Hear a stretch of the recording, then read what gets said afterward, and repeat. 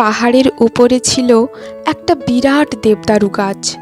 গাছটি দেখতে খুব সুন্দর, মোটা কাণ্ড, বাহারি পাতাগুলো ঘন সবুজ। নিজের এই সুন্দর চেহারার জন্য দেবদারু গাছের খুব অহংকার ছিল।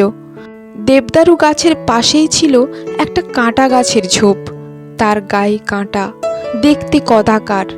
একদিন দেবদারু কাঁটা ঝোপকে বলল, আমার পাশে তোকে মোটেই মানায় না।